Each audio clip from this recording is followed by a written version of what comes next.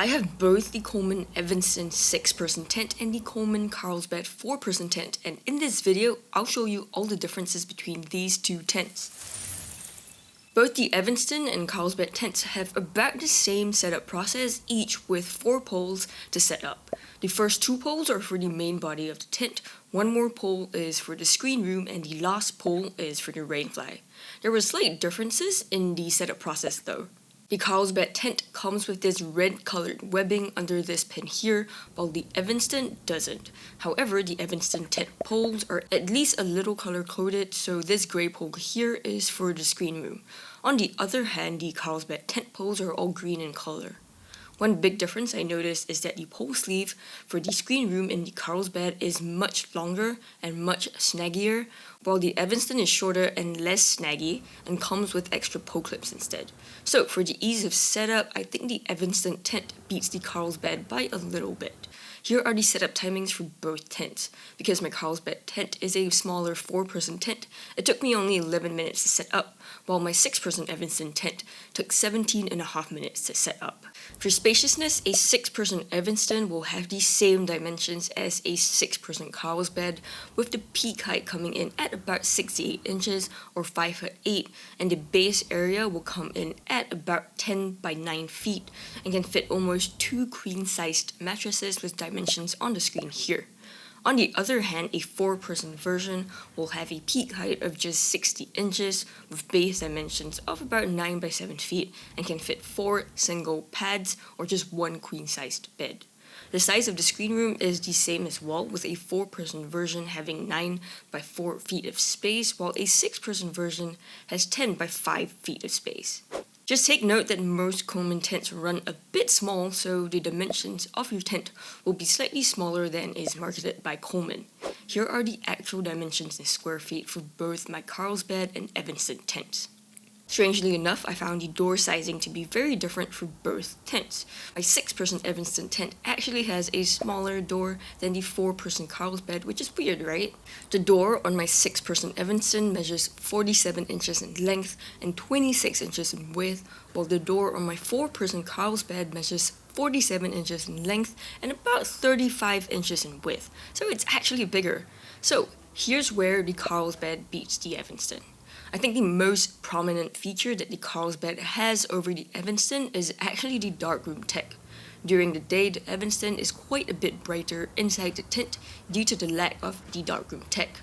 On the other hand, this is what the Carlsbad tent looks like during the day as well. It's a little bit darker compared to a regular Coleman tent without the darkroom tech like the Evanston, but take note that my Carlsbad tent actually has slightly defective darkroom tech. The fabric should be as dark as these windows, but they're not. I highly recommend that you check yours after you buy it. Another advantage the Carlsbad has over the Evanston is in the E-port. My Carlsbad tent comes with 1 E-port, while the Evanston doesn't have any E-port at all. The rest of the storage options are the same though, with 2 pockets in each tent and also 2 lantern loops for some lighting at night. While the ventilation and rain protection in both tents is about the same, there's a slight difference when it comes to the Rainfly coverage. For the Evanston tent, notice that there's this white colored part of the Rainfly that covers a little bit of the screen room. On the other hand, take a look at the Carlsbad tent's Rainfly. It stops just before the screen room starts, so the screen room only has this small piece of fabric protecting it. While this may not seem like a big difference at first, there's a huge difference when you remove the Rainfly. For the Evanston tent, I could lie down in the screen room and actually stargaze with pretty good views. On the other hand, for the Carlsbad tent, I couldn't remove the fabric over the screen room, so it's not as great for stargazing. For the pricing, I remember paying about the same price for both tents. So I paid slightly over $100 for my 6-person Evanston tent and also for my 4-person Carlsbad tent, so the Evanston is definitely a little bit more affordable. Overall, I think both tents are pretty great.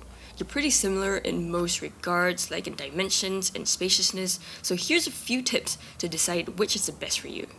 First, whether you're getting either tent, I recommend getting at least a 6-person tent. With my 4-person Carlsbad, I couldn't stand up anywhere, even under the peak height of the tent.